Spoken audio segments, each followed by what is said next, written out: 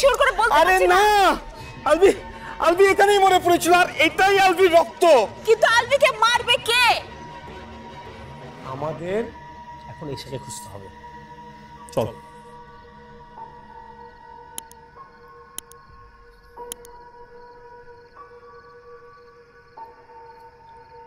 তুই এতক্ষণ কোথায় ছিলি? আর তোর হাতে লাঠি কেন?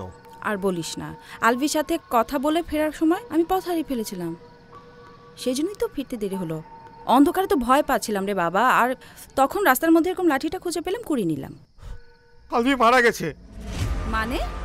মানে ওকে কেউ খুন করেছে। আমি তোদের দেরি দেখে গিয়েছিলাম ওকে নিয়ে আসতে, গিয়ে দেখি আলভি মরে পড়ে আছে। কি বলছিস তোরা এইসব? কিন্তু ব্যাপারটা হচ্ছে যখন আমরা ওখানে গেলাম আলভি বেমালুম হাওয়া। মারজান,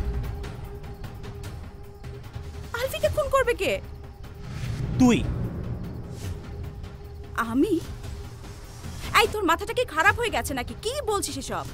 আমি বললাম তো আমার ফিরতে কেন দেরি হয়েছে, তারপরও তুই কি সত্যি করে বলবি তোদের মাঝে কি কি কথা হয়েছিল? পুরনো প্রেম তাহলে জেগে উঠেছে।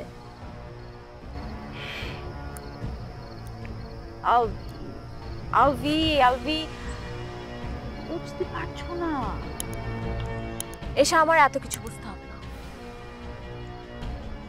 I can handle my own shit.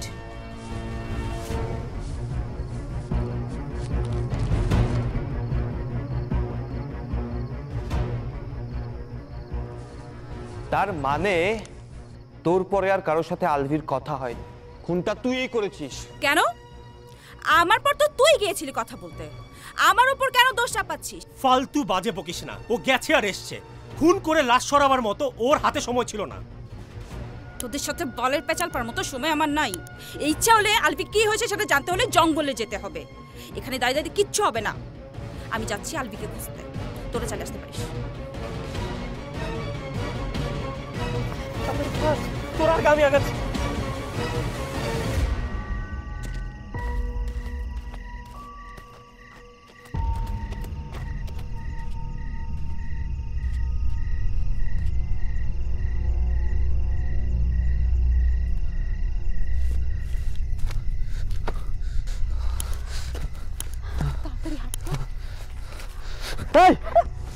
কি হোল্ড, দেখো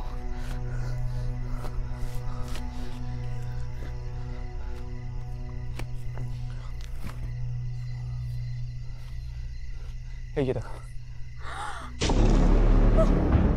দাঁড়া দাঁড়া দাঁড়া দাঁড়া দাঁড়া মরিস।